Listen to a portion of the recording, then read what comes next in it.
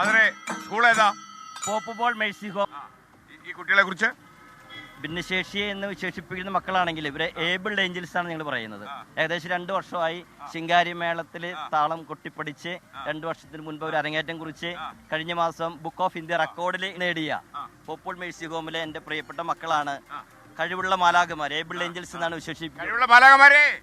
ഏകദേശം 25-30 സ്റ്റേജുകളിൽ അവർ പ്രോഗ്രാമുകൾ അവതരിപ്പിക്കുകയും കഴിഞ്ഞ ദിവസം ജില്ലാ കളക്ടറുടെ നേതൃത്വത്തിൽ നെഹ്റു പാർക്കിലെ ഒരു സ്പെഷ്യൽ പ്രോഗ്രാം അശ്വിനാണ് ഇതിലെ മെയിൻ ആയിട്ട് ലീഡ് ചെയ്യുന്നത്.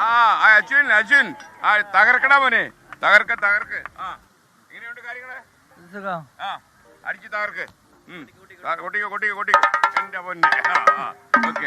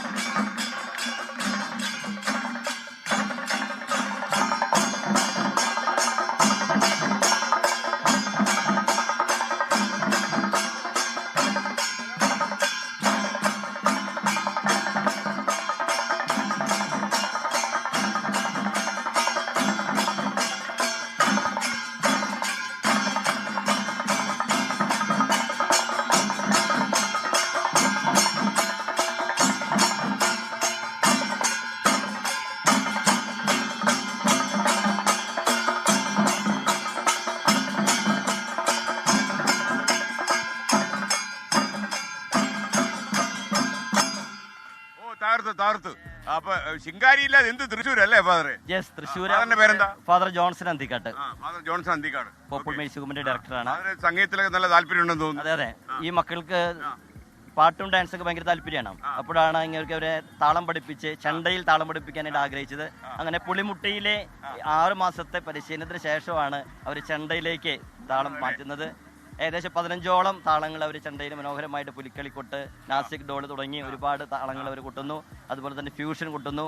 അങ്ങനെ നല്ല ഒരു ശിങ്കാരിമേള ടീമിനെ.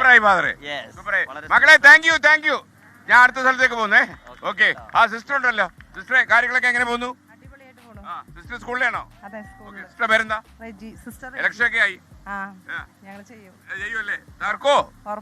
മകളെ എങ്ങനെയുണ്ട്? സൂപ്പർ. പേരെന്താ? നവ്യ. ക്രിസ്റ്റീന. സൂപ്പർ. സൂപ്പർ. തലമുടിയാണോ? ഓക്കെ. ഇത് കുഴപ്പമില്ല, പോകുന്നുണ്ടല്ലോ.